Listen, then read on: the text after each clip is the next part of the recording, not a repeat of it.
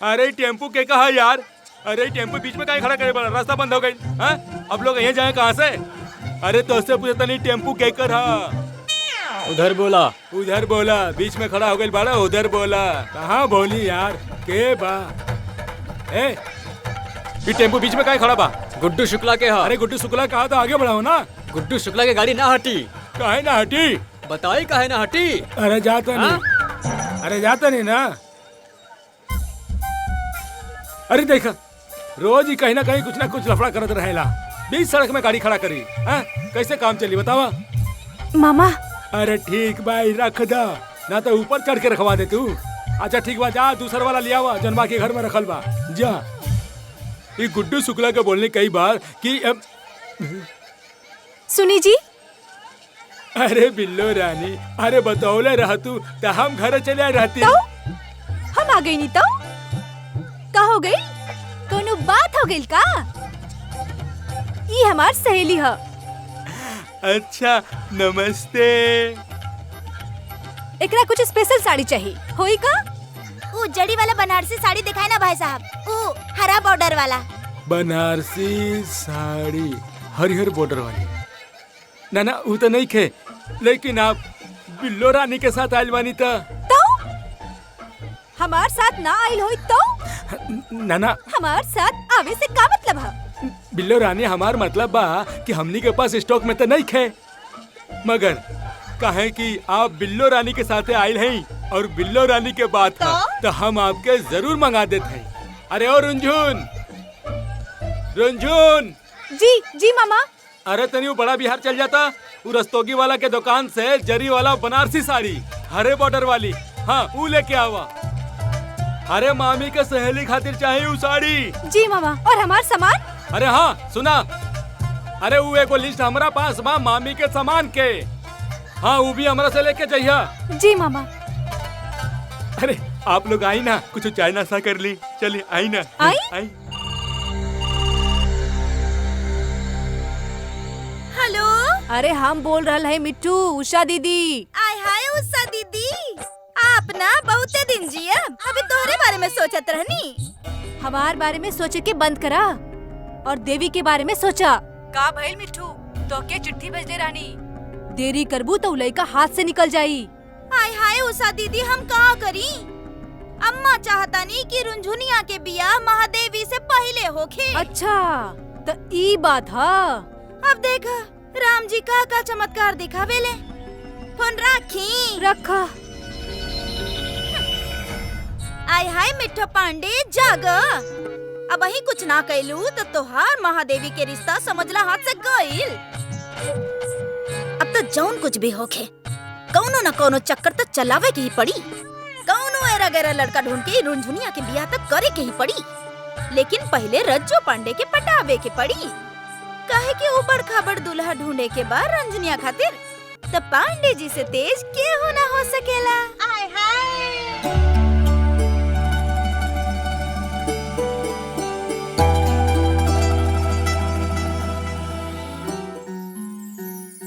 देरे से सही, मगर आज दूर के देख रहल बानी भैया, रुंझुन जो आज सड़क से निकलल है, लागत है कहीं दूर ही जई है।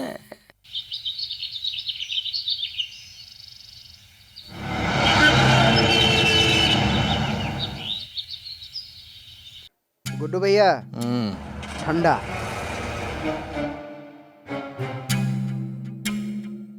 ऐसे एगो बात बताई, ई कुकनवा कहाँ गायब हो गए बाजार से?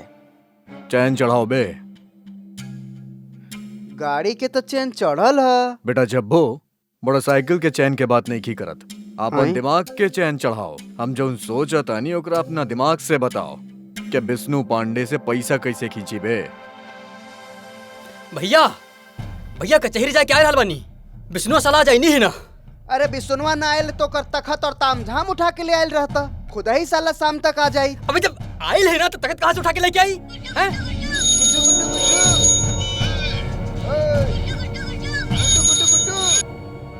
हेलो गुड्डू भैया, हम टिल्लू बोला था दुकान से। हाँ बोल बे।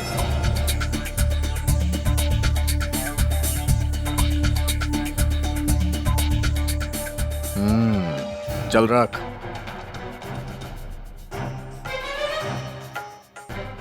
चला बैठा।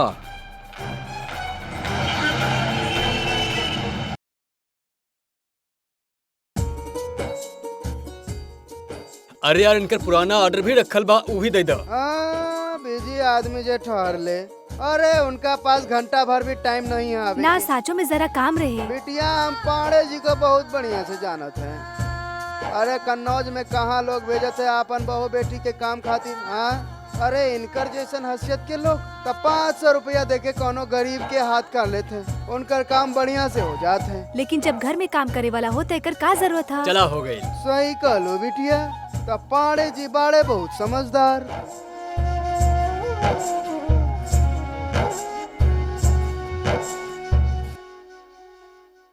Rickshaw rickshaw.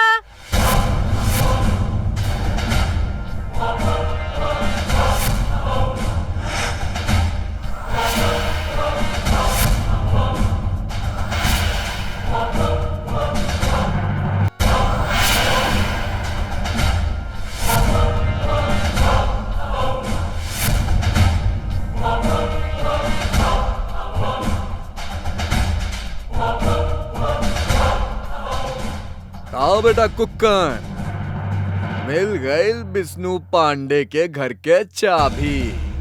वो का कहल चला बे? ससुर बगल में छोरा पूरा शहर में हाँ सही है बे।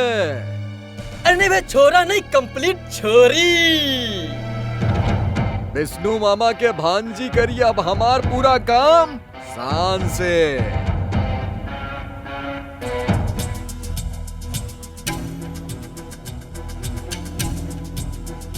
अबे इधर उधर का मुंडी घुमावा तारू। चला जौन कहा था नहीं करा। फोन लगावा। लगाओ भाई, फोन लगाओ। यहाँ केहू बचावे वाला ना आवे वाला बा। ई गुड्डू शुक्ला के एरिया हा। अरे सुनाई ना दे रहा का? आखिर कान में जू रेंग गई। 3 बार समझे नहीं। चल चल लगाई फोन लगाई। अरे सुनाई नहीं के देत का? फोन लगावा चला।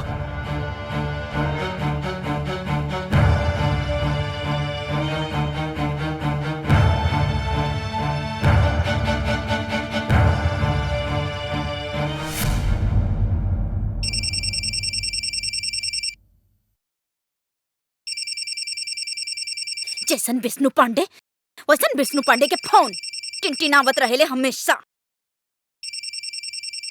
हाँ रंजन, विष्णु पांडे के बता दा ससुर कछुआ के बहुत बड़ा दवाई बानी हम। अगर मुंडी गाड़ के हम घर में घुस जाइब ना तो थोबड़ा बिगाड़ दे। चेहरा के नक्शा टाइट कर दे एकदम। विष्णु पांडे से कहीं के सराफत से हमार पैसा लौटा दें। बोल दे यह विष्णु पांडे से कि जौना दिन हम वज्रपात करब ना वो वकील के वकालत पैंट में घुस जाई। कहा तानी हम ससुर बकत रही केहू सुनी ना। अच्छा तई रुंझुनिया के फोन कब्जा करके तू बोल रहल बाड़े गुड्डू शुक्ला। अबे काहे धमकीबाजी कर रहल बाड़े रे? अरे काहे हमार टाइम वेस्ट करत तानी बे? औरत लोग के बहुत इज्जत करेली हम। अबे गुड्डू शुक्ला औरत लोग के बहुत इज्जत करता और करियो रहा। और न तका दिखा दे कि कितनी इज्जत करता रहे दुनिया के भैया। सुनाई दिहल कि ना सुनाई दिहल? अबे केकरा के हड़कावा तड़ा? हमरा से ज्यादा बकबकैया मत। बुरा वक्त हमार ना तोहार आ जाई। जानत नहीं खा हमार बाप कलसन के गिराम प्रधान बने। हाँ आके यहाँ दुनाली ठोक दी है। अबे डरा रहे हमको। गुड्डू शुक्ला के डरा रहे कुक्कन जब्बो। हमके डराई और हम डर जाई। अब तनी फोन के कान से जोर से लगाएला और रेडियो की तरह हम जो कहा तानी उस सुन ला। पांडे खानदान के इज्जत अब हमरा हाथ में है। 4 घंटा के समय देता नहीं। 4 घंटा के अंदर विष्णु पांडे के कह दे कि गुड्डू शुक्ला के पैसा लेके आ जाए, ना तो ससुर उतार दे हम यहीं पर।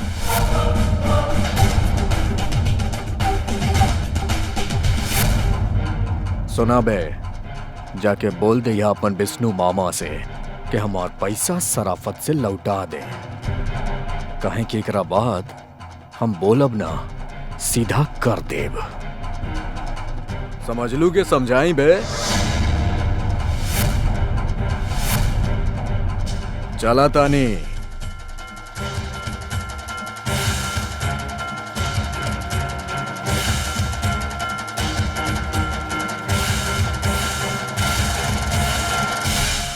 अरे हम कहा तनी हम सुन लो सब लोग, हम रज्जू पांडे ए इत्र के कारखाना के मालिक हई। अरे हमऊ कहीं कि ये बेर हमनी के इत्र इतना जल्दी बिकल काहे ना।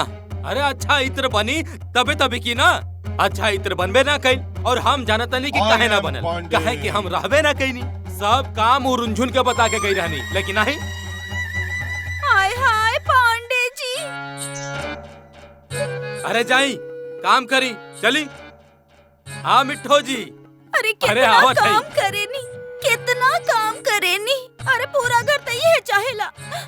हाय हाय पांडे जी, आप हमरा खातिर का ना कईनी। अरे आपके नाम से इज्जत मिलेला हमरा के, लेकिन हम तो आपके खातिर कुछ ना कर पैनी।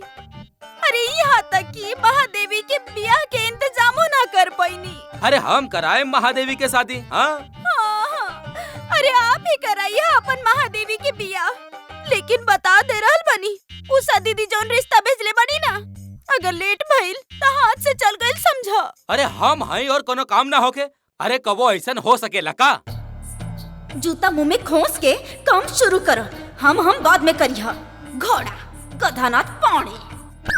हाय हाय पांडे जी, ये रुंझुनिया ही सबसे बड़ा रुकावट बिया अपन महादेवी के बियाह में। हम बता दे रहल बानी पांडे जी। अरे कौनो तरह करके ये रुंझुनिया खातिर कोनो लइका तलाश करी। अरे 8 आना 4 आना, लूल्हा लंगड़ा काना बहिरा सब चाली, बस सहनाई बजी तो कुछ पता ना चली। अरे हम कहता नहीं। नमस्कार। अरे चौहान साहब, अरे बहुत दिन के बाद कैसन बनी? अरे बुलाइए बढ़िया गए बनी। आप तो रज्जू पांडे के हैं। ना ऐसा बात ना हो, कौनो बढ़िया माल दिखाई आप। पहले अंदर चल के चाय ठंडा गरम पियल जा। आई चलिए। अरे राम मिट्ठू राम। जी, चौहान साहब आई।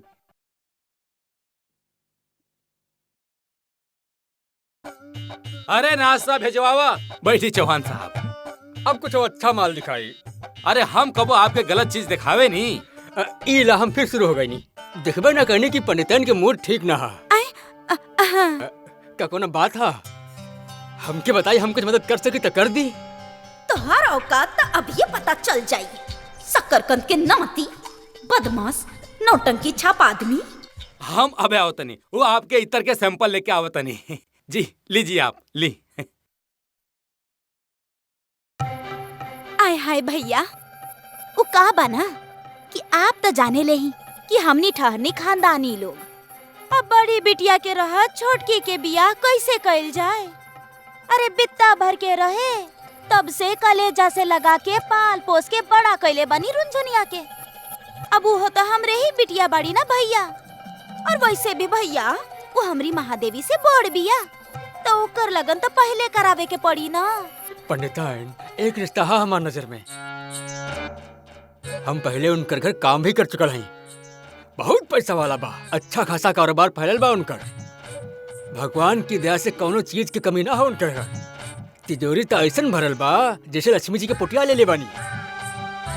जब इतना कह देनी तो एक बात हमार भी सुन ला। लड़का तनी गुस्से वाला बा, गुस्सा में आए के अपन पिछला जोरू के जला दिले बानी।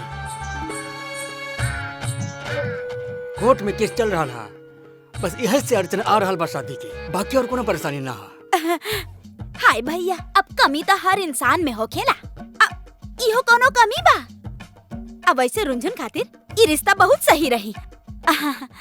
बोझा रानी मरे जले कटे, टुकड़ा टुकड़ा हो जाए, हमरा के का बस यहाँ से टले।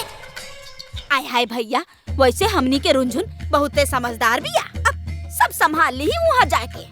तो मतलब रिश्ता के बाद चला दी पंडिताइन। अब नाश्ता करी, हम अभी आवतानी। आय हाय पांडे जी, घर बैठे बिठाए इतना अच्छा रिश्ता मिल गई। अब जल्दी से पक्का कर लो ये रिश्ता। हम सब समझता नहीं मिट्ठो जी। हम जानत नहीं कि रुंझुन के शादी हमनी खातिर कितना जरूरी है। आय हाय पांडे जी, अब ज्यादा बखेड़ा मत खड़ा करा। मिल रहल बा रिश्ता तब बस जल्दी से पक्का कर लो। मन तो कर रहल बा कि 10 लाख खींच के मारी तहरा के, बिना लात खाए हिल ना सकेला। लतखोर बड़ा तू। आय हाय पांडे जी, अब चली भी आई जल्दी। हम का कहत रहनी चौहान साहब, ई रहल आपके माँ। चौहान साहब, हम कहत रहनी कि आप उ लोगन के यहाँ अरे पांडे निवास में आज शाम के निमंत्रण देते हैं। हाँ जी, बहुत अबे हीरोइन, ई कुलक्षण कुल के नाम डुबा देले बड़ी। कलसन वाली, शांत हो जाओ। अरे चौहान साहब, घर गृहस्थी में तो ही हो जात रहेला। अच्छा तो फिर हमके आज्ञा दी, हम उनकर शाम के ले आवता नहीं। तुम लोग जाओ, बाहर जाके काम करो।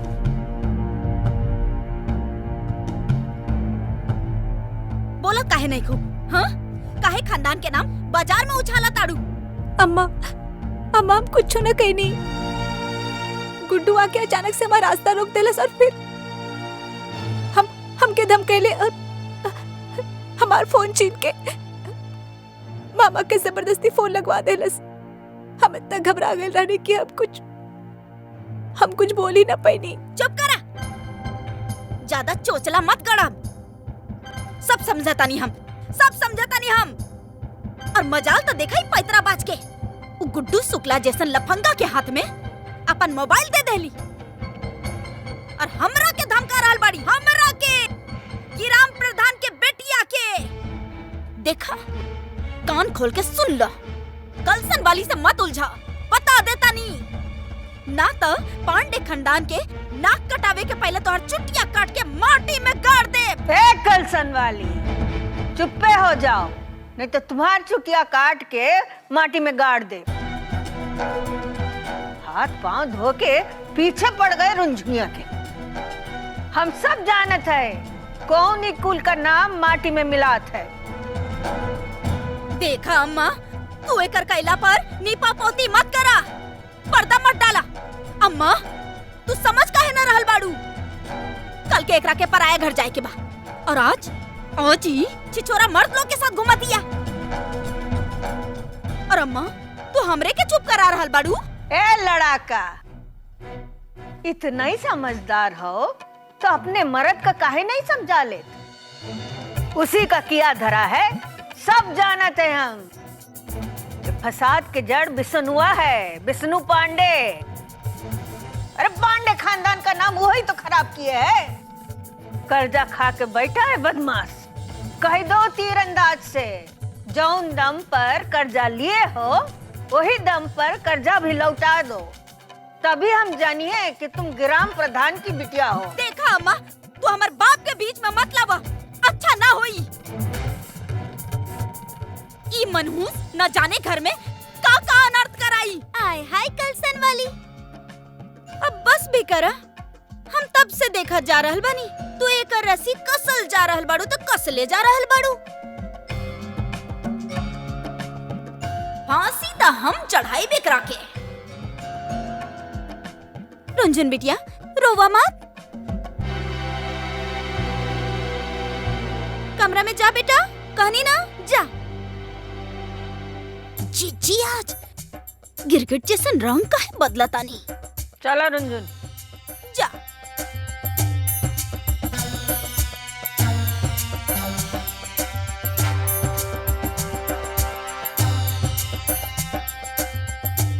आय हाय पांडे जी, पूरा शहर में ढिंडोरा पीट जाई बात के एकरा से पहले एकर शादी करा दा। हम ही सब समझाई तहरा के, तू तो कुछ ना समझेला। घोंचू पांडे। आय हाय पांडे जी, आप तो सब समझे लेना। जल्दी करी। हाँ,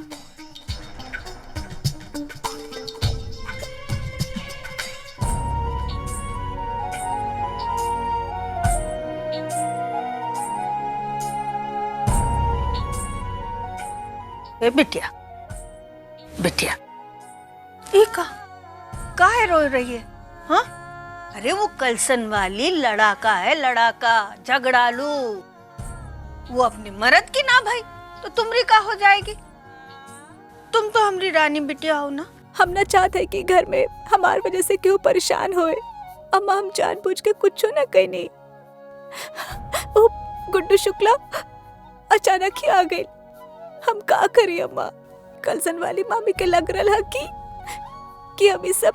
तुम ध्यान नहीं दो इन लोगन की बातों में। रोई रोई के अपन आंसू बर्बाद करे के कोई जरूरत नहीं। अपने ऊपर ध्यान दो। दिल से नहीं लगाइयो इन लोगों की बात। आय हाय, अरे ई का अम्मा? आय हाय रुंझुन बिटिया, अरे अपन मिट्टू मामी के रहत तोहरा के काहे के फिकर? तोहर पूरा टिकट कटवा रहल बानी डाइन कहीं के।